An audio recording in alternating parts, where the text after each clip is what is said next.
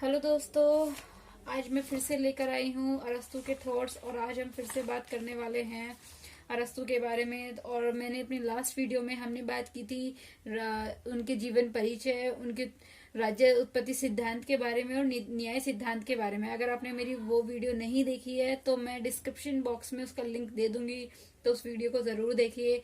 और आज हम बात करेंगे अरस्तु के परिवार संपत्ति दास्ता विचार पर, व क्रांति के कारण और निवारण। तो चलिए मेरे साथ वीडियो के अंत तक बने रहिए और मेरी वीडियो को लाइक सब्सक्राइब करना न भूलें और बेल आइकन को जरूर प्रेस करें। तो चलिए आइए स्टार्ट करते हैं अपना न्यू टॉपिक। चलिए परिवार संपत्ति और दास प्रथा के बारे में आज बात करेंगे कि परिवार के बारे में उन्होंने क्या क्या बोला है। देखिए उन्होंने परिवार को लेके क्या बोला है कि परिवार जो है ना वो राज्य का आधार है। परिवार राज्य का आधार है। भाई वो आधार ही बताता है, क्योंकि राज्य के स्टार्टिंग कैसे बताई है उन्होंने, यही बताई है ना कि पहले एक व्यक्ति आया, फिर व्यक्ति से एक परिवार बना, परिवार का निर्माण हुआ, परिवार बने, परिवारों से क्या बना, फिर एक गांव का निर्माण हुआ। और गांव के निर्माण से क्या हुआ, जब गांव दो चार गांव और मिले तो गांव के निर्माण से क्या बना, एक राज्य। ठीक है, इसी बेस पर उसने परिवार राज्य का आधार बताया है। ठीक है, आधार है। सेकंड बात वो क्या बोलता है परिवार को लेके कि जो परिवार का जो मुखिया होता है ना, परिवार का जो मुखिया होता है, उसने मुखिया को क्या बोला है, परिवार का मुखिया जो होता है ना उसने वृद्ध इंसान को बताया है। जो कोई वृद्ध इंसान होता है ना, कोई बूढ़ा होता है, घर का जो मेन बड़ा जो होता है उसको उसने परिवार का मुखिया बोला है। ठीक है, ये अरस्तु ने बोला है। अच्छा, सेकंड बात वो क्या बोलता है कि पति के लिए पति की शोभा तो होती है। पति की शोभा किसमें होती है? पति की शोभा है आदेश देने में। उसने बोला है पति की शोभा है आदेश देने में। पति की शोभा तो वो बोलता है आदेश देने में है, जबकि वो बोलता है कि पत्नी की शोभा है आदेश मानने में है। आदेश मानने में। ठीक है, और क्या बोलता है वो परिवार के बारे में? ठीक है, हाँ कुछ यही बातें बोलता है वो। ठीक है, परिवार को लेके। नेक्स्ट हम बात करेंगे हम संपत्ति को लेके वो क्या बात करता है। ठीक है, संपत्ति को लेके उसने क्या बातें करी हैं, अब हम ये बात करेंगे। संपत्ति को लेके उसने क्या बात की है, देखिए वो बोलता है कि राजा संपत्ति व परिवार रख सकता है। जो एक राजा है ना, राजा संपत्ति व परिवार रख सकता है।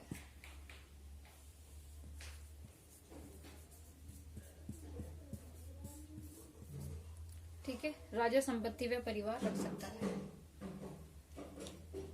आपको याद होगा मैंने बताया था लास्ट वीडियो में, जो प्लेटो तो मना करता था कि भाई जो राजा है वो एक अच्छे शासन के लिए ना राजा संपत्ति रख सकता है ना ही परिवार रख सकता है। तो प्लेटो ने तो संपत्ति और परिवार के साम्यवाद की बात करी थी।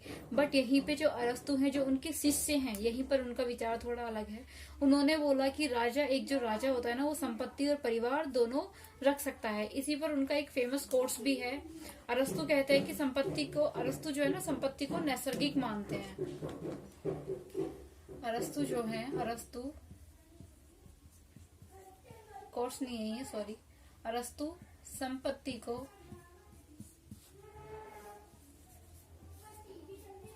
को नैसर्गिक मानते हैं।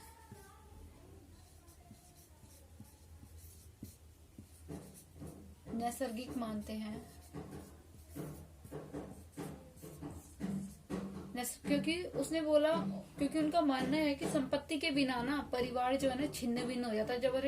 जब इंसान के पास संपत्ति नहीं होगी तो वो अपने परिवार का लालन पोषण कैसे करेगा, भरण पोषण कैसे करेगा, कैसे अपने परिवार की सारी जरूरतों को पूरा करेगा। तो बिना संपत्ति के ना परिवार जो है छिन्न भिन्न हो जाता है, ये अरस्तु का मानना। पुरुष को तो कहता है कि हाँ भाई एक राजा के पास संपत्ति होनी चाहिए, पर एक नारी के पास संपत्ति नहीं होनी चाहिए। वो नारी को संपत्ति के एक अधिकार से वंचित रखता है। नारी के पास संपत्ति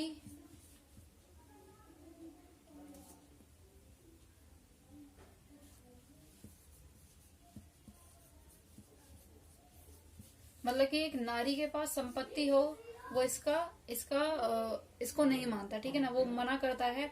एक नारी को वो संपत्ति के अधिकार से वंचित रखता है, ठीक है। ये कुछ उसको संपत्ति के लेके कुछ अधिकार थे। और उसमें हाँ एक और चीज थी, अभी बात करते हैं, ये मुझे मिटाना पड़ेगा।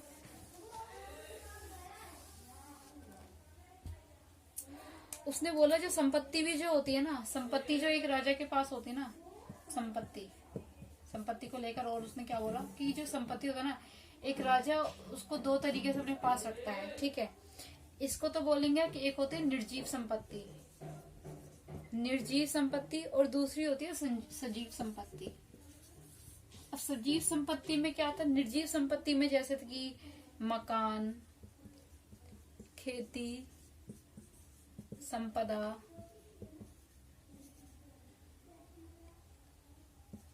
ठीक है ना, क्योंकि वो अगर इन्हें करेगा, इनसे क्या होगा, उसको धन अपना आप ही मिलेगा, ठीक है ना, धन मिलेगा इनसे बहुत ज्यादा, ठीक है। और संजीव संपत्ति में क्या आता है, जैसे कि दास। सजीव संपत्ति में क्या आता है, निर्जीव में तो ये आ गया, सजीव में क्या आता है, दास आ गए और पशु। ये इसकी सजीव संपत्ति, यानी कि जो सांस लेते हैं ना ये इसकी संजीव संपत्ति है, ठीक है। दास और पशु में सजीव संपत्ति की बात करता है, ठीक है। तो अब हम बात करते हैं इसके दासता संबंधी विचार क्या थे, ठीक है।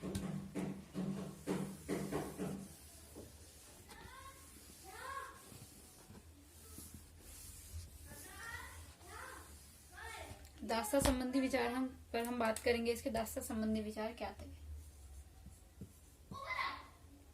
दास प्रथा, चलिए दास प्रथा लिख लेते हैं।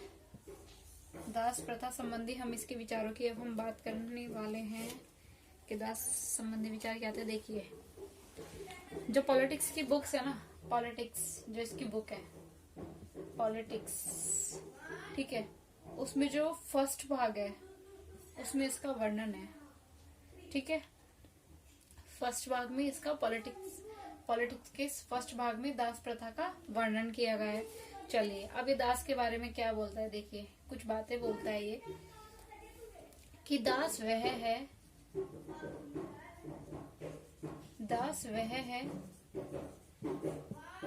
जो व्यक्ति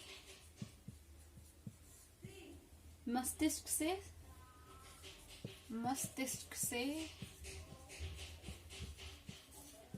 से शून्य है, ठीक है। ये इन्होंने कोट्स दिया है इन्होंने बोला है कि दास वह है जो व्यक्ति मस्तिष्क से शून्य है, यानी कि जिसके पास सोचने समझने की कुछ भी क्षमता नहीं होती है, वो व्यक्ति दास होता है, ठीक है। और इन्होंने दास को लेके भी कई सारी बातें बोली हैं, जैसे कि जो व्यक्ति, मैं लिखवाती हूँ, दासता को लेते हुए ना इन्होंने तीन बातें बोली हैं इन्होंने, मेन है तीन बातें। क्या क्या, जैसे कि देखिए और क्या बोला इन्होंने कि जो व्यक्ति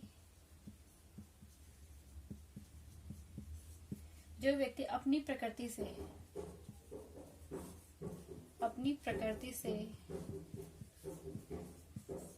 स्वयं अपना नहीं बल्कि दूसरे का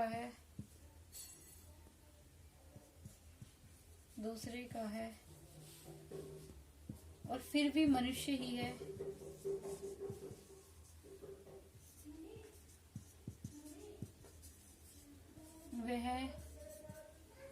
वह दास है, ठीक है। सेकंड बात क्या बोली है, वह व्यक्ति जो मनुष्य होते हुए भी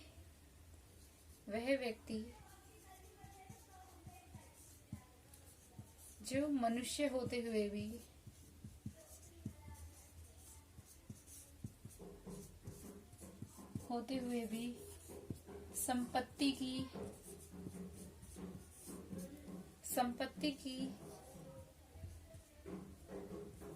एक वस्तु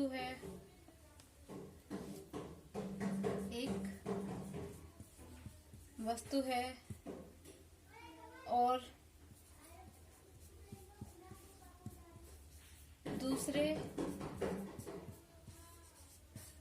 के अधीन रहता है,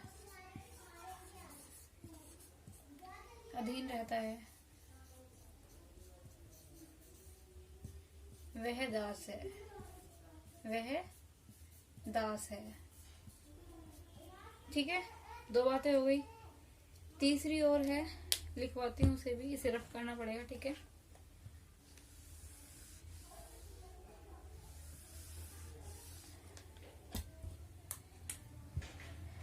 तीसरी बात क्या बोली इसने? तीसरी बोली कि संपत्ति की वस्तु जो कार्य का उपकरण है। अभी संपत्ति के उसमें तो आता ही है, क्योंकि उसने पहले ही बोल दिया उसे, उसने संजीव संपत्ति में रखा है। तो इसने तीसरी बात बोल दी कि संपत्ति की वस्तु जो जो कार्य का उपकरण है, जो कार्य का उपकरण है और जिसे संपत्ति के स्वामी से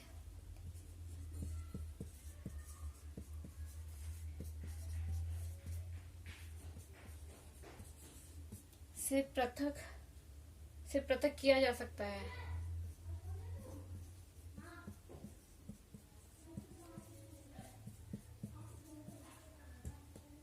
वह दास है। ठीक है, संपत्ति की वस्तु जो कार्य का उपकरण है और जिसे संपत्ति के स्वामी से पृथक किया जा सकता है, वह दास है। ठीक है, तो ये तीनों बातें इन्होंने दास के बारे में कही हैं। अभी हम और दास के बारे में कुछ बातें करेंगे। चलिए,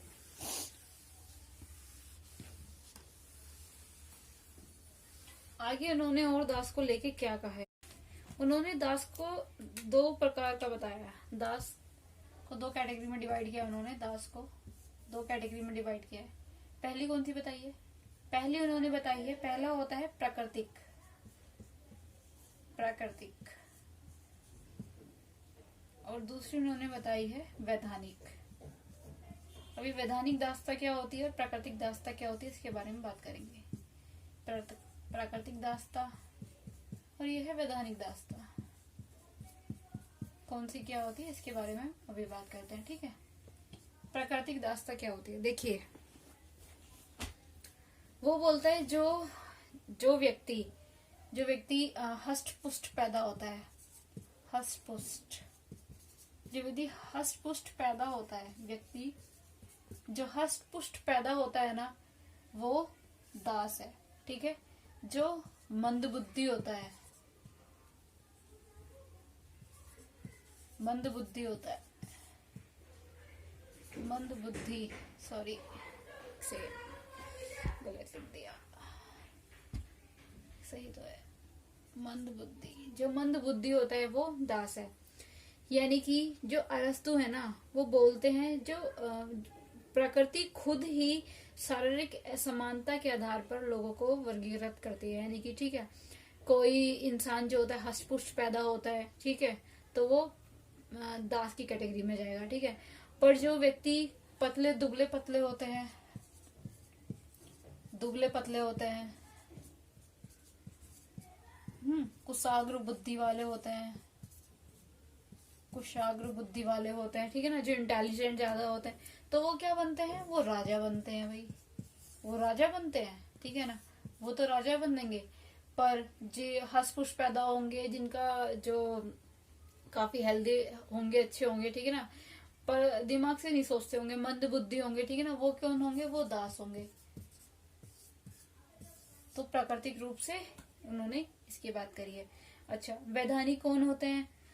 वैधानिक यानी कि कोई देश है, जैसे एक राज्य दूसरे राज्य से लड़ रहा है और वो दूसरा राज्य अगर पराजित हो जाता है, हार जाता है, ठीक है ना, तो हार में जो लोग, जो हारे गए जो लोग है ना, वो दास होता है। ठीक है ना, तो वही दास होता है। तो युद्ध में पराजित देश ही दास होते हैं।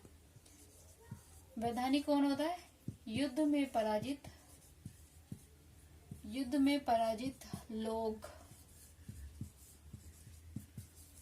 लोग ही दास होते हैं, ये वाले दास होते हैं।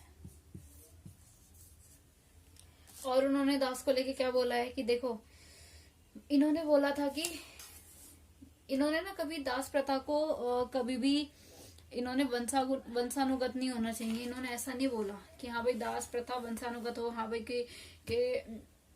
कि मेरा ही दास है, उसका जो बेटा होगा वो भी दास ही बने, फिर उसका बेटा होगा वो भी दास बने। तो उन्होंने वंशानुगत दास प्रथा का समर्थन नहीं किया। ठीक है, समर्थन नहीं किया। वंशानुगत दास प्रथा का समर्थन नहीं करते। ये बोलता है कि हमें दास के साथ उचित व्यवहार करना चाहिए। ठीक है,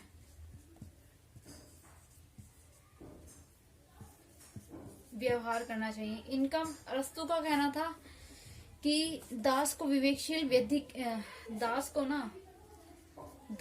एक किसके साथ रहना चाहिए? विवेकशील व्यक्ति के साथ में, विवेकशील व्यक्ति के साथ में रहना चाहिए, और उसे अपनी विवेकशील व्यक्ति के साथ में रहना चाहिए, और उसे क्या करना चाहिए? अपनी बुद्धि का विकास करना चाहिए, अपनी बुद्धि का विकास करना चाहिए। और जब उसकी बुद्धि का विकास हो जाए तो एक राजा को क्या करना चाहिए? उसको छोड़ देना चाहिए, उसको आजाद कर देना चाहिए। ठीक है, उसको उसकी दासता से आजाद कर देना चाहिए। क्या? आजाद कर देना चाहिए। जब उसमें एक बुद्धि का विकास हो जाए तो उसको आजाद कर देना चाहिए। ठीक है, उसे मुक्त कर देना चाहिए दासता से, दास प्रथा से। ठीक है, तो और सीमित दास प्रथा के समर्थक थे, वंशानुगत दास प्रथा के समर्थक नहीं थे। ठीक है, बस यही कुछ उनके दासता को लेकर उनके विचार थे। ठीक है, अब हम नेक्स्ट बात करते हैं उनके क्रांति के कारण और निवारण के बारे में, निवारण के विचार के बारे में। ठीक है दोस्तों, हाँ जी, और एक बात बताना भूल गई दास से रिलेटेड, यानी कि जो दास प्रथा थी ये अरस्तु कहाँ से प्रभावित हुए थे? एक नगर राज्य था 18 एक नगर राज्य था, यहाँ से प्रभावित हुए थे अरस्तु। यहाँ पर क्या था कि यहाँ पे जो आम लोग थे, आम लोग और दास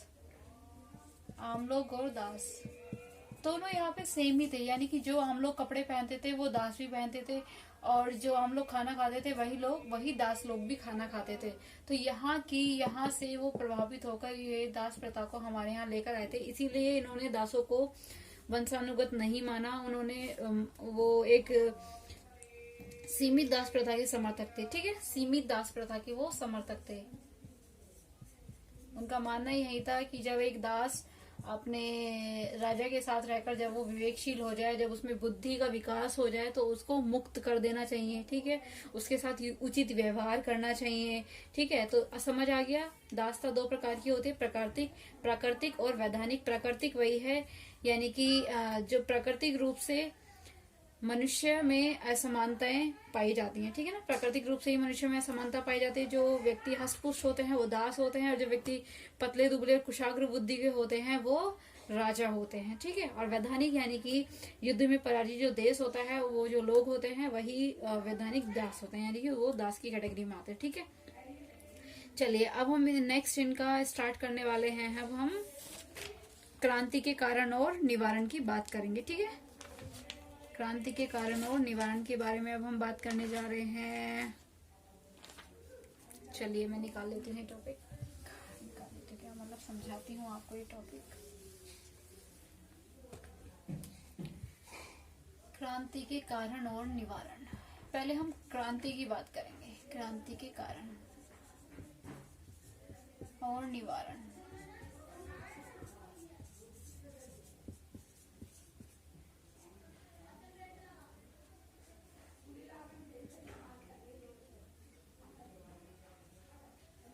ठीक है, अब हम बात करेंगे क्रांति के कारण निवारण की। अच्छा, क्रांति होती कितने तरीके से है, कितने तरीके की है, ये तो हमें पता होना चाहिए कि क्रांति कितने टाइप्स की होती है। तो चलिए अब हम बात करते हैं क्रांति कितने टाइप्स की होती है। अरस्तु ने क्रांति को 2 भागों में बांटा है। ठीक है, 2 भागों में बताया कि क्रांति 2 प्रकार की होती है। 2 प्रकार की क्रांति को माना है। चलिए, एक होती है पूर्ण क्रांति और एक होती है आंशिक क्रांति। ठीक है, अब हम इसके बारे में बात करेंगे, ये क्या होती है। एक होती है हमारी पूर्ण क्रांति, पूर्ण क्रांति, ठीक है। और दूसरी होती है हमारी आंशिक, आंशिक क्रांति। अब देखिए पूर्ण क्रांति क्या होती है। अरस्तु के अनुसार पूर्ण क्रांति क्या होती है? सामाजिक आर्थिक, उनका कहना था कि सामाजिक आर्थिक राजनैतिक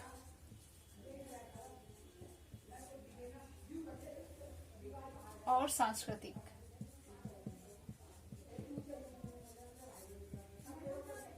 और सांस्कृतिक क्षेत्र में परिवर्तन ही पूर्ण क्रांति है, ठीक है। ठीक है। अब आंशिक क्रांति क्या होती है? सिर्फ एक भाग में ही परिवर्तन होना भी आंशिक क्रांति है, सिर्फ एक भाग में ही, सिर्फ एक भाग में ही क्रांति होना ही, सिर्फ एक भाग में क्रांति होना भी आंशिक क्रांति है।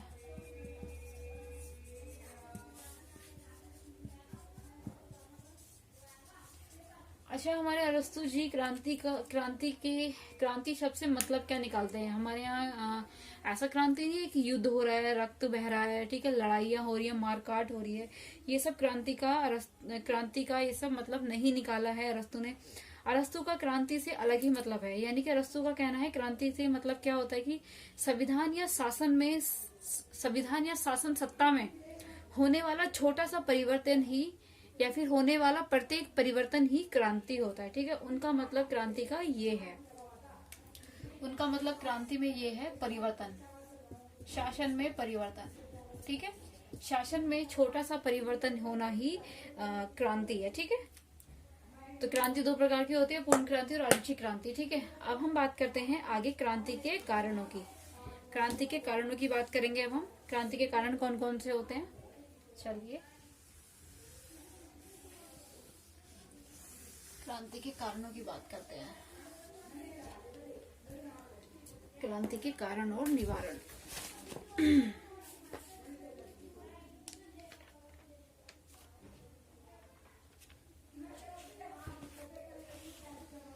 क्रांति के कारण कौन से होते हैं? क्रांति के निवारण।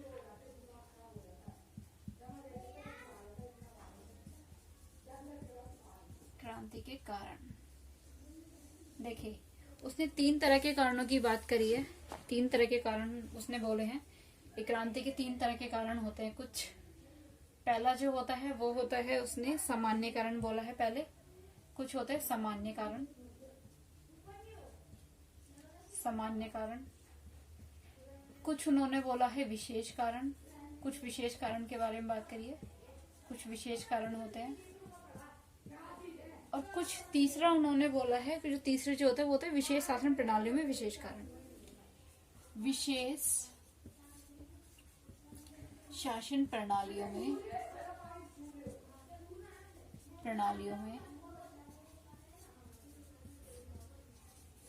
विशेष कारण, विशेष कारण। चलो एक एक करके सबके बारे में हम बात करेंगे, ठीक है। पहले हम बात करते हैं सामान्य कारण की। सामान्य कारण कौन कौन से होते हैं, देखिए सामान्य कारण कौन कौन से होते हैं, पहले हम उनके बारे में बात करते हैं। कौन कौन से होते हैं सामान्य कारण, देखिए पहला जो होता है सामान्य कारण के अंदर वो होता है असमानता।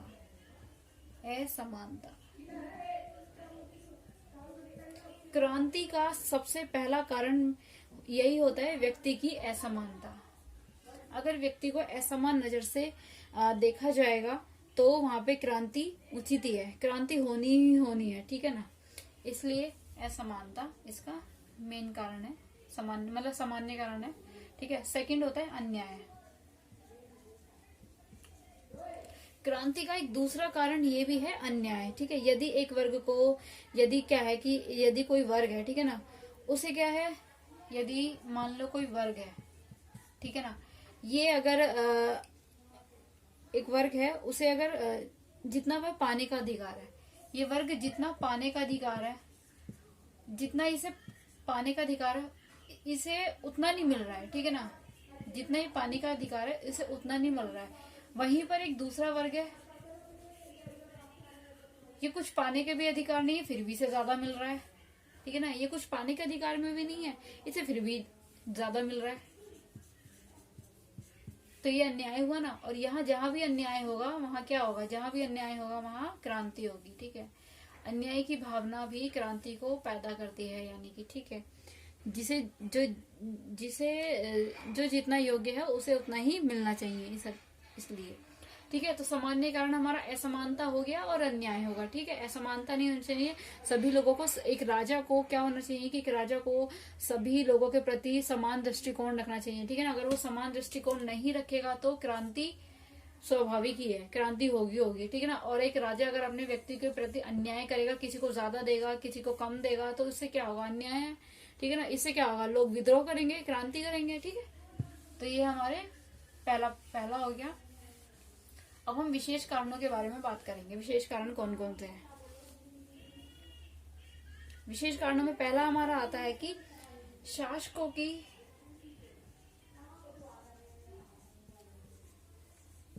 धृष्टता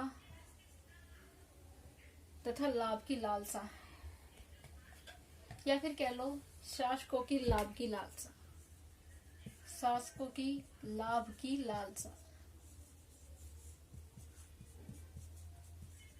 पहला हमारा ये है, ठीक है।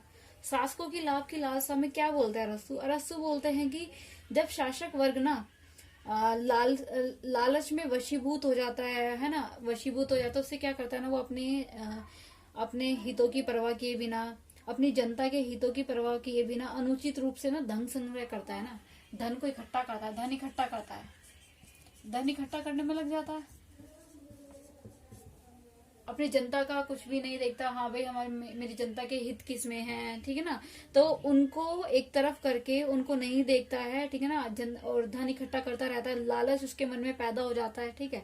तो उससे क्या होता है, जो जनता होती है ना, जो जनता होती है उनके मन में विद्रोह पैदा हो जाता है, ठीक है ना, उसके लिए उनके मन में विद्रोह पैदा हो जाता है और वो क्रांति कर देती है, ठीक है, क्रांति कर देते हैं। तो ये कारण होता है लालसा का। सेकंड हम बात करेंगे सम्मान की लालसा।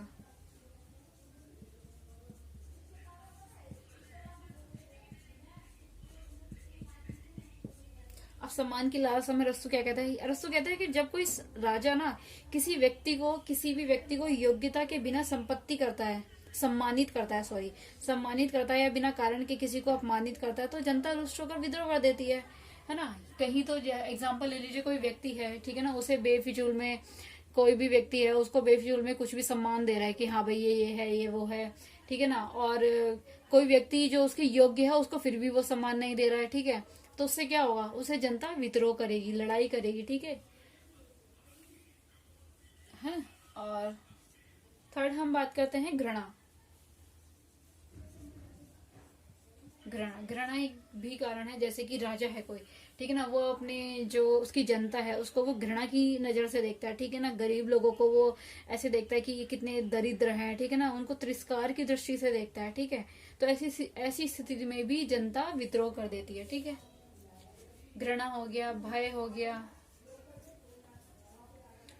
ऐसा भय यानी कि कोई राजा है, ठीक है, अपने जनता को डरा के रखता है, ठीक है, जैसे कि मुसोलिनी, हिटलर थे, ठीक है, वो अपने क्या करते थे, इतना ज्यादा उनको डरा के रखते थे, मारपीट, ठीक है, मार देते थे, बहुत ज्यादा मौत हुई उस टाइम पर, ठीक है। तो इन सब से क्या हुआ, लोगों में भय तो उत्पन्न हुआ, भय तो मतलब डर तो उन्होंने पैदा किया था मुसोलिनी और हिटलर ने, पर अंत में जाकर क्या हुआ था कि लोगों ने उनके प्रति क्रांति भी की थी, यानी कि लड़ाई की थी, युद्ध किया था, ठीक है। तो भय भी एक क्रांति का कारण होता है, ठीक है। किसी राजा को अपनी जनता के प्रति इतना भय भी नहीं, जनता के मन में इतना भय भी पैदा नहीं करना चाहिए, ठीक है, इसलिए भय भी कारण होता है क्रांति का। फिर नेक्स्ट क्या होता है, विदेश। विदेशी लोग होते हैं ना, विदेशी लोग। अब क्या है, जैसे कि कुछ राजा जो होते हैं ना, क्यों क्या करते हैं ना, विदेशी लोगों के लिए ना उच्च पदों पर विदेशियों की नियुक्ति कर देते हैं। क्या कहते हैं? उच्च पदों पर विदेशियों की नियुक्ति कर देते हैं।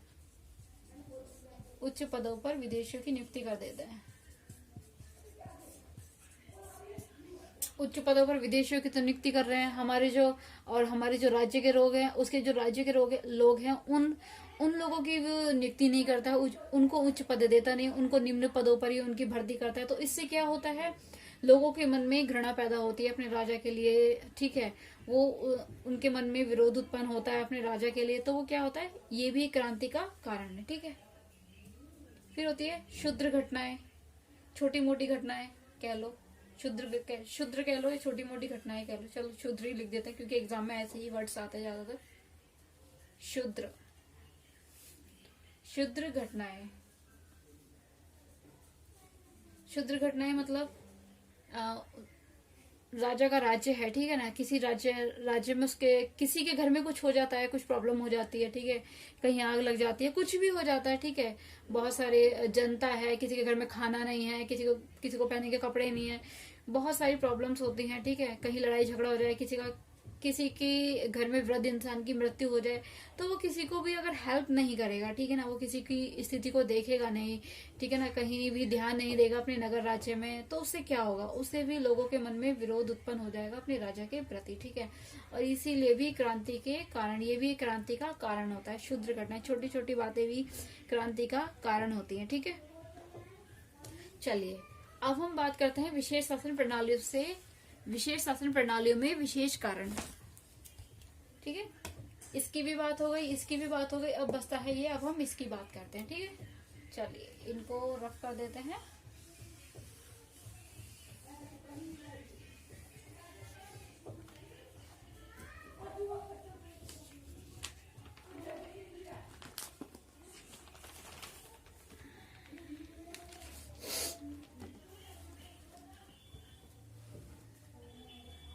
चलिए अच्छा, तो पहले हम बात करेंगे राजतंत्र के बारे में। विशेष शासन प्रणाली में विशेष कारण। विशेष शासन प्रणाली जैसे कि राजतंत्र शासन प्रणाली है हमारी एक। राजतंत्र शासन प्रणाली में क्या है?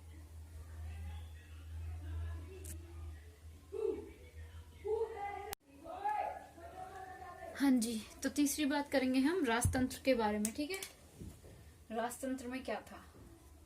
विशेष शासन प्रणाली में विशेष कारण। तो विशेष शासन प्रणाली हमारी राजतंत्र प्रणाली थी, उसमें क्या कारण हो सकता है क्रांति का? उसमें ये कारण हो सकता है जैसे कि मान लो उसमें क्या होता है ना कि कोई शासक है, जो एक राजा है ना, वो अपनी सामान्य जनता के प्रति अपनी जनता के प्रति अपमानजनक व्यवहार करेगा ना, अपमानजनक व्यवहार करेगा, तो वहां पे क्या हो जाएगा? वहां पे हो जाएगी क्रांति, ठीक है। ये क्रांति का कारण है ऐसी स्थितियों में, ठीक है। जिससे जनता में शासक के प्रति घृणा उत्पन्न हो जाएगी, तो उससे क्या होगा? उससे किसी व्यक्ति का व्यक्तिगत अपमान, हम किसी व्यक्ति का व्यक्तिगत अपमान अगर करते हैं, जिससे वह षड्यंत्र और विद्रोह के लिए प्रेरित हो जाता है, ठीक है ना। अगर हम कोई भी हमारी जनता है, ठीक है ना, उसमें कोई भी बहुत सारे लोग आते हैं, ठीक है ना, कोई उच्च पद पर होगा, कोई निम्न पद पर होगा, अगर हम उन लोगों का अपमान करेंगे तो क्या होगा? जनता के मन में अपने राजा के प्रति विद्रोह पैदा हो जाएगा, ठीक है ना। तो राजतंत्र में राजा के प्रति क्रांति हो सकती है, ठीक है ना। राजतंत्र होता है एक इंसान का, एक व्यक्ति का शासन होता है राजतंत्र, ठीक है। सेकंड हम बात करेंगे कुलीन तंत्र के बारे में। कुलीन तंत्र यानी कि इने गिने लोगों का शासन होता है, ये होता है इने गिने लोगों का शासन। कुलीन तंत्र में क्या होगा कि कुलीन तंत्र को जन्म देने वाली ना तीन कारण होते हैं। तीन कारणों की वजह से कुलीन तंत्र में क्रांति होती है। सेकंड आता है हमारा कुलीन तंत्र। कुलीन तंत्र में क्या था कि बहुत कम लोगों को पद और प्रतिष्ठा दी जाए। प्रतिष्ठा, ठीक है। बहुत कम लोगों को आप पद दे रहे हो, ठीक है, बहुत कम लोगों को प्रतिष्ठा दे रहे हो, इससे क्या होगा? लोगों में विद्रोह उत्पन्न होगा, ठीक है ना। वो अपने शासन के प्रति क्या करेंगे, अपने शासन के प्रति क्या करेंगे, वो क्रांति कर देंगे, ठीक है। पहला कारण ये बताया है। सेकंड कारण क्या बताया, कुलीन तंत्र में सेकंड बताया कि विभिन्न वर्गों में उचित सामंजस्य का अभाव, यानी कि विभिन्न वर्ग, यानी कि वर्ग होते हैं एक राज्य के अंदर, ठीक है ना। बहुत तबके होते हैं, गरीब वर्ग, निम्न वर्ग, उच्च वर्ग, ठीक है ना। इन सब वर्गों में वो सामंजस्य नहीं बैठाते हैं, ठीक है। गरीबों को घृणा की दृष्टि से देखते हैं, अमीरों को वो उनको उनको उच्च पदों पर प्रतिष्ठित करते हैं, ठीक है ना। तो ये भी एक कारण है हमारा क्रांति का, ठीक है। ये भी एक कारण है हमारा क्रांति का, ठीक है। सामंजस्य स्थापित ना करना, सामंजस्य स्थापित ना करना,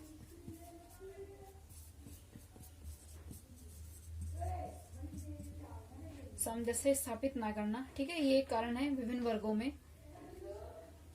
थर्ड हमारा कारण बताया है कि शक्तिशाली व्यक्ति को इम्पोर्टेंस देना। कोई शक्तिशाली व्यक्ति है, मतलब कि कोई राज्य है, किसी राज्य में कोई बहुत ज्यादा जिसके पास पैसा है, ठीक है ना, पावर है जिसके पास में, है ना, तो वो एक शक्तिशाली व्यक्ति है। जिसके पास पैसा है वो शक्तिशाली है ही है, ठीक है। तो शक्तिशाली व्यक्ति को इम्पोर्टेंस देना, शक्तिशाली व्यक्ति को इम्पोर्टेंस देना, ठीक है। शक्तिशाली व्यक्ति को अगर आप इम्पोर्टेंस दोगे तो भी जनता के मन में विद्रोह पैदा हो जाएगा अपने शासन के प्रति, तो ऐसे में क्रांति हो जाएगी, ठीक है। ये दो कारण हो गए, राजतंत्र हो गया, कुलीन तंत्र हो गया, दो शासन प्रणालियां बता दी उसने। एक और बताई थी, तीसरी बताती है वो धनिक तंत्र में।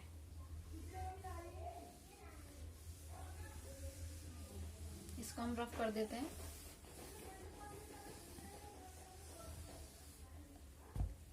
फिर है धनिक तंत्र। धनिक तंत्र में क्या बोलता है वो धनिक तंत्र में बोलता है कि धनिक तंत्र में भी ना दो कारण बोलता है, दो कारण बताता है वो।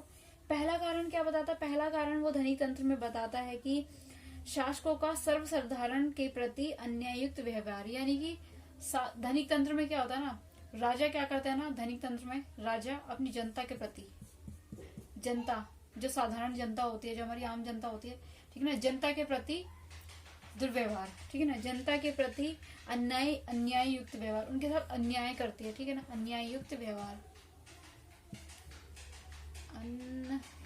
एक सेकेंड,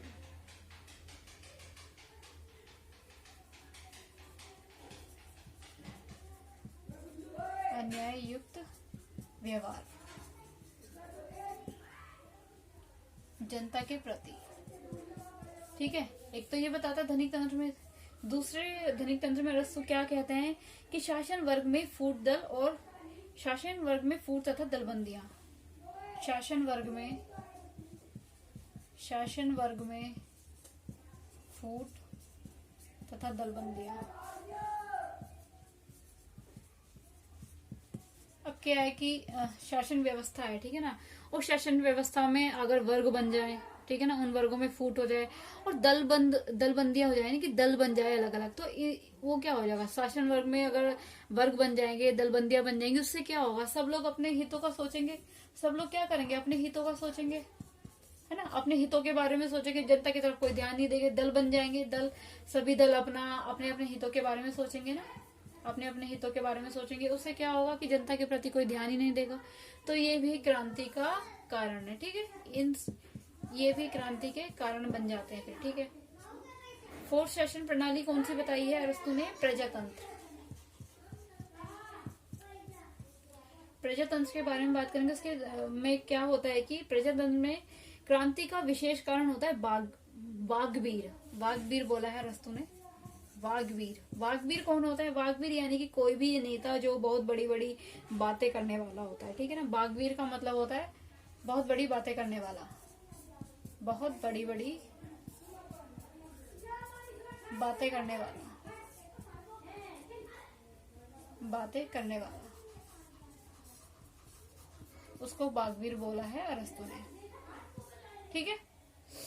वो बोलते हैं, अरस्तु बोलते हैं, ये वाग्वीर क्या करते हैं ना, सस्ती लोकप्रियता प्राप्त करने के लिए ना अपने जोशीले भाषणों से जनता को धनिकों के विरुद्ध भड़काते हैं, यानी कि अमीरों के प्रति भड़काते हैं जनता को, गरीब जनता को। इनको वोट्स कहाँ से मिलते हैं? ज्यादा गरीब जनता से तो मिलते हैं।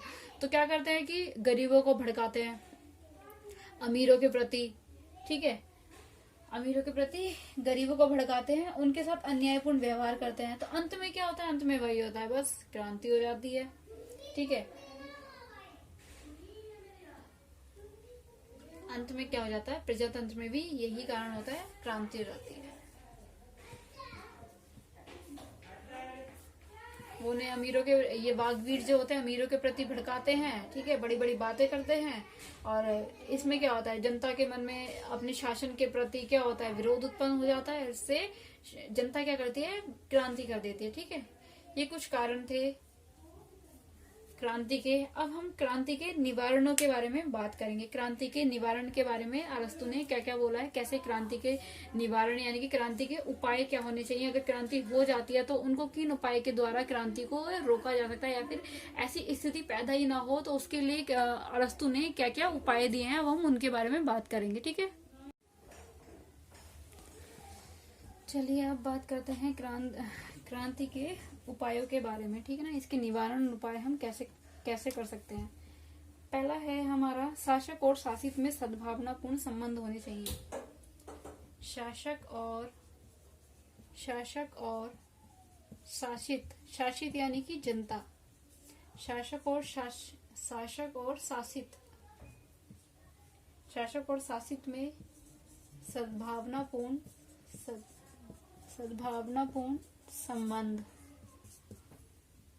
सद्भावनापूर्ण संबंध होने चाहिए।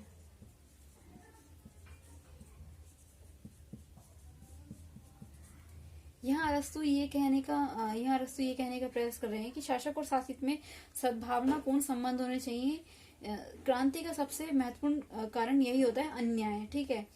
अन्याय होता है तो क्रांति होती है, यानी कि क्रांति का निवारण करने का सबसे महत्वपूर्ण उपाय सामान्यतः नागरिकों में यह भावना उत्पन्न करना होता है। अपने जो उसकी जनता है, राजा को अपनी जनता के मन में यह भावना उत्पन्न करनी चाहिए कि शासक वर्ग द्वारा उनके प्रति न्यायपूर्ण व्यवहार किया जा रहा है, यानी कि जो शासक है वो अपनी जनता के प्रति न्यायपूर्ण है पूरा, ठीक है ना।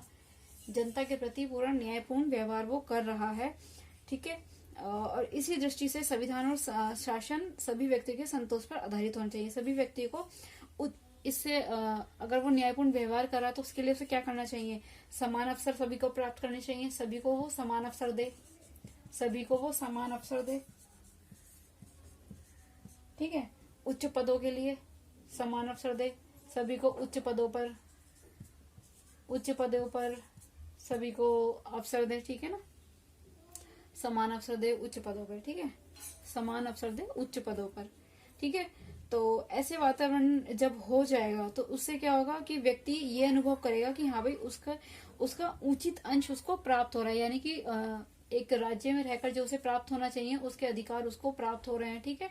एक राज्य द्वारा जो उसके कर्तव्य निभाए जाने चाहिए वो एक राज्य अपने कर्तव्य को निभा रहा है, ठीक है।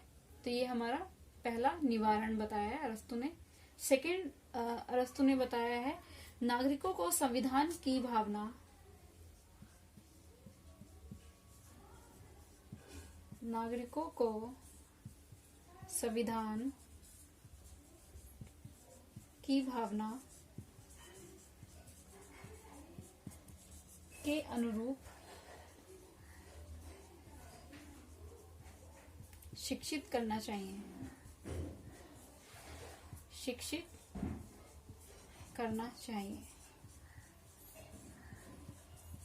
देखो क्रांति के, फिर वही बात अरस्तु बोलते हैं क्रांति के निवारण के लिए नागरिकों को ना संविधान की आत्मा के अनुरूप ही शिक्षित करना चाहिए, ठीक है। शिक्षा के आधार पर इस बात का प्रयत्न किया जा सकता है कि जैसे कि लोगों को सामाजिक भावनाएं, मूल्य, आदतें, ठीक है, सामाजिक भावनाएं, मूल्य, वैल्यूज, आदतें और व्यवहार शासन व्यवस्था के अनुरूप ही होना चाहिए। जैसा वहाँ का शासन है वैसे ही लोगों का व्यवहार, उनकी शिक्षाएं, उनके मूल्य, उनकी आदतें होनी चाहिए, ठीक है। ये अरस्तु का मानना था, ठीक है। शिक्षा के आधार पर ही नागरिकों में शिक्षा, देशभक्ति, जैसे क्या होगा ना, जैसे उनमें शिक्षा होगी तो उसके आधार पर ही उनके मन में क्या, देशभक्ति की भावना पैदा होगी, ठीक है ना। निस्वार्थ भाव से वो अपने देश के प्रति अपने कर्तव्यों को कर्तव्यों का अपना पालन करेंगे। ठीक है, तो अरस्तु यही बोलता है कि शासन प्रणाली के अनुकूल शिक्षा होनी चाहिए। क्या बोलते हैं अरस्तु? शासन प्रणाली के अनुकूल शिक्षा होनी चाहिए। ठीक है, शासन प्रणाली के अनुकूल शिक्षा होनी चाहिए, शिक्षा होनी चाहिए।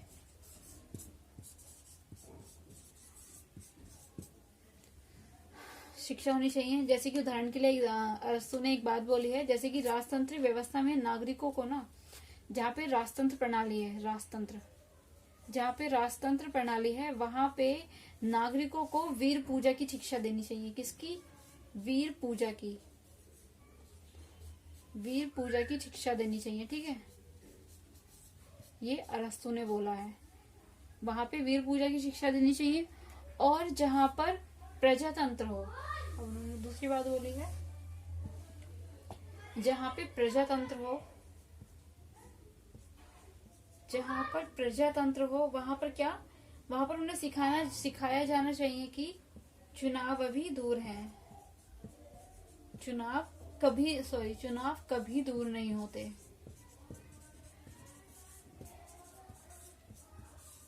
यानी कि चुनाव कभी दूर नहीं होते, हर 5 साल में जैसे कि हमारे यहाँ भी होते रहते हैं, तो इसी तरीके से अरस्तु कहते हैं चुनाव कभी दूर नहीं होते, प्रजातंत्र में ये सिखाना चाहिए। ठीक है, चलिए नेक्स्ट हम बात करते हैं उनके और कौन सा उन्होंने निवारण बताया। उन्होंने फिर बताया कानून का पालन, कानून का पालन करेंगे तो क्रांति नहीं होगी। ठीक है, कानून के पालन के बारे में वो क्या बोलते हैं? वो बोलते हैं कि कानून का पालन व्यक्ति के स्वभाव का एक अंग बन जाना चाहिए। यानी कि एक व्यक्ति के एक स्वभाव में ही आ जाना चाहिए, व्यक्ति के स्वभाव में ही आ जाना चाहिए कि हाँ भाई उसको कानून का पालन करना है। नागरिकों के हृदय में ही कानून के प्रति निष्ठा उत्पन्न हो जानी चाहिए। ठीक है, और छोटे छोटे अगर एक व्यक्ति है किसी भी कानून का उल्लंघन करता है, कोई छोटा ही कानून क्यों ना हो, उसका भी अगर नियम कानून का उल्लंघन करता है तो उसको उस पर कठोर सजा देनी चाहिए। ठीक है, कठोर सजा देनी चाहिए उल्लंघन करने पे, उल्लंघन करने पर, छोटे नियम कानून उल्लंघन करने पे भी उसको कठोर सजा मिलनी चाहिए। जिससे क्या होगा ना, वो कभी भी कानूनों का सख्ती से पालन करेंगे वो खुद ही। ठीक है ना, और कभी भी अपने सख्ती से पालन करेंगे। ठीक है, तो ये होता है। नेक्स्ट हम करते हैं राजनीतिक सत्ता पर एकाधिकार। नेक्स्ट क्या बोला है अरस्तु ने? राजनीतिक सत्ता पर एकाधिकार, राजनीतिक सत्ता पर एकाधिकार।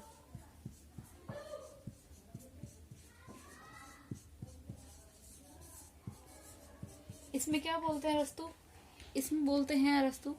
इसमें अरस्तु का बोलना है कि राजनीतिक में ना, शासन में किसी भी एक व्यक्ति का शासन नहीं होना चाहिए, एक व्यक्ति का शासन नहीं होना चाहिए।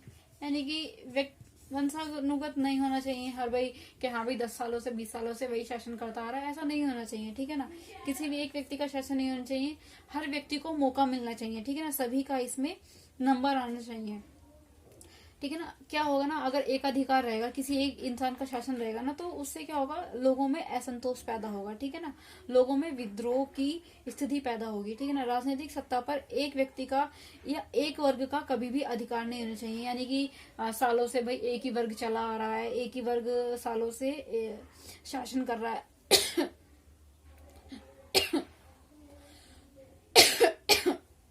सॉरी, तो ऐसा नहीं होना चाहिए। ठीक है ना, सभी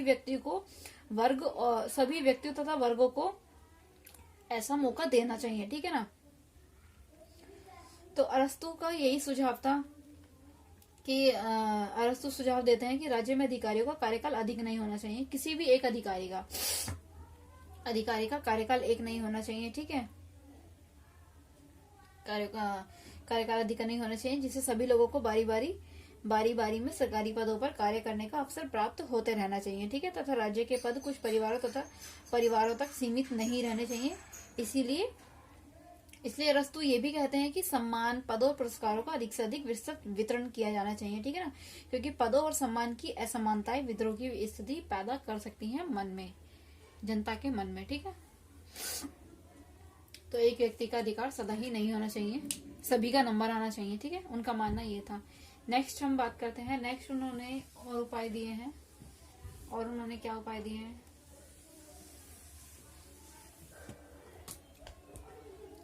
भ्रष्टाचार रहित शासन होना चाहिए,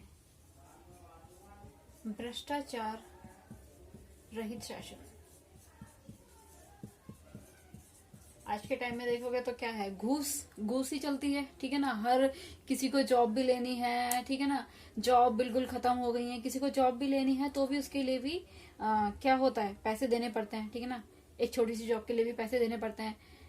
इंसान इतना पढ़ने वाला इंसान पीछे रह जा रहा है, और जिनके पास पैसा है वो पैसे देकर जॉब हासिल कर लेते हैं, ठीक है। आजकल ये हो रहा है।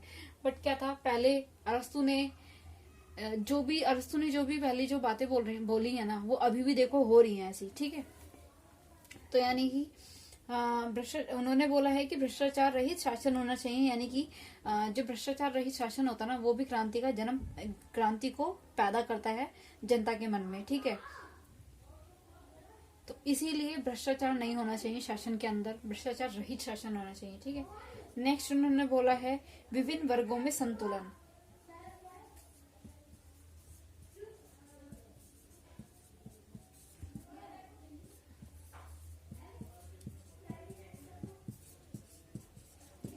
विभिन्न वर्गों में संतुलन में वो बात करते हैं कि शासन का कार्य दो विरोधी गुणों वालों को दिया जाना चाहिए, यानी कि जिनके थॉट्स एक जैसे ना हो, ठीक है ना, दो विरोधी गुणों, जिनके गुण अलग अलग हो, तो उनको शासन दिया जाना चाहिए। जैसे कि उन्होंने बोला सद्गुणी लोगों के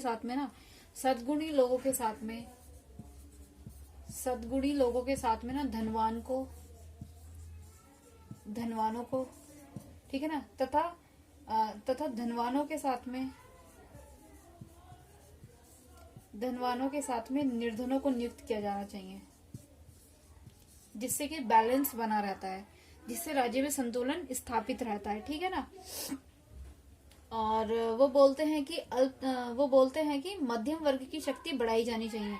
हाँ, एक सेकेंड, पहले इसको समझाती हूँ। सद्गुणी व धनवानों की बात वो क्यों करते हैं। जैसे कि देखो, समझो अगर कहीं सद्गुणी है, ठीक है ना, और सद्गुणी के साथ में एक ऑफिस है, वहां पर खाली सारे सद्गुणी ही हैं, ठीक है ना, सद्गुणी एक ऑफिस है, ऑफिस में मान लो एक ऑफिस में 4 डिपार्टमेंट है, ठीक है ना। 4 डिपार्टमेंट में एक में हमने सद्गुणी कर दिया, एक में धनवानों को कर दिया, एक में निर्धनों को कर दिया, ठीक है ना। इस तरीके से अगर हम करेंगे ना, तो इससे क्या होगा, इससे लोगों के मन में ना अजीब भावनाएं पैदा हो जाएंगी, ठीक है ना। अपने मतलब ऑफिस में कि हाँ भाई ये क्या हो रहा है, सबके असमानता हो रही है ना, असमानता पैदा हो रही है कि हाँ भाई वो सद्गुणी यहाँ धनवान है, यहाँ खाली निर्धन है। तो सद्गुणी क्या होगा ना, धनवानों को देखेंगे, धनवान क्या होगा ना, निर्धनों को देखेंगे कि हाँ भाई हमसे गरीब है, निर्धन धनवानों को देखेंगे, तो एक दूसरे के प्रति मन में विरोध पैदा होगा। तो इसीलिए ये विरोध पैदा ना हो, तो इसी संतुलन को बनाए रखने के लिए अरस्तु ने क्या कहा है कि सद्गुणी के साथ में धनवानों को नियुक्त करना चाहिए, और धनवानों के साथ में निर्धनों को नियुक्त करना चाहिए, ताकि उनमें बैलेंस बना रहे, ठीक है ना। इस तरीके से उन्होंने बात करी, और उन्होंने एक मध्यम मार्ग का सिद्धांत भी दिया है। मध्यम मार्ग, उन्होंने बोला मध्यम मार्ग की शक्ति को बढ़ाना चाहिए। चलो इसके बारे में हम बाद में बात करेंगे, ठीक है। नेक्स्ट है विदेशियों के उच्च पदों पर नियुक्ति नहीं होनी चाहिए। नेक्स्ट उन्होंने उपाय बताया है विदेशियों की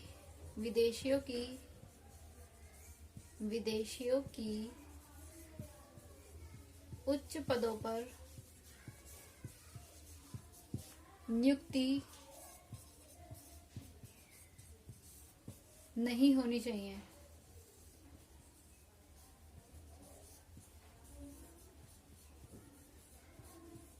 देखिए, अगर विदेशियों को अगर हम उच्च पदों पर अगर नियुक्त कर देंगे, ठीक है ना, उससे क्या हो सकता है, उससे बहुत सारे खतरे पैदा हो सकते हैं, ठीक है। उससे क्या है ना कि वो प्रभावशाली हो जाएंगे, ठीक है ना, क्या पता उच्च पदों पर नियुक्ति, वे प्रभावशाली होकर राज्य की स्वतंत्रता के लिए एक संकट बन सकते हैं। संविधान के प्रति निष्ठा रखने वाले योग्य और ईमानदार व्यक्ति को ही सरकारी पद मिलने चाहिए, ऐसा मानना अरस्तु का था। अरस्तू ये बोलते थे कि विदेशियों को नहीं करना चाहिए, विदेशियों को उच्च पद नहीं देने चाहिए, ठीक है ना, वो हमारी स्वतंत्रता पर भी भारी पड़ सकता है, ठीक है ना। और जो हमारे देश के प्रति, जो हमारे देश के जो जनता है, जो ईमानदार है, व्यक्ति है, ठीक है ना, उनको ही सरकारी पद पर नियुक्त करना चाहिए। ये कहना था क्या कहते हैं, अरस्तू का, ठीक है ना। ये कुछ निवारण बताए थे अरस्तू ने, ठीक है, ये हो गया। अब उनके नेक्स्ट हम बात करेंगे नेक्स्ट वीडियो में। नेक्स्ट ये वाली वीडियो यहीं खत्म करते हैं, हम इस टॉपिक को यहीं फिनिश करते हैं। नेक्स्ट हम बात करेंगे उनके हम संविधान के वर्गीकरण के बारे में बात करेंगे, और हम बात करेंगे उनके शासन के परिवर्तन चक्र के बारे में, ठीक है, नेक्स्ट वीडियो में जो लाऊंगी उसमें, ठीक है। और उससे नेक्स्ट वीडियो में हम इनसे रिलेटेड सारे क्वेश्चन आंसर जो भी प्रीवियस ईयर में आए थे, उन प्रीवियस ईयर के क्वेश्चंस को हम डिस्कस करेंगे नेक्स्ट वीडियो में, ठीक है। ठीक है दोस्तों, तो चलिए बने रहिए मेरे साथ में नेक्स्ट वीडियो के लिए, और मेरी वीडियो को like, subscribe and bell icon को प्रेस करना न भूले। Thank you.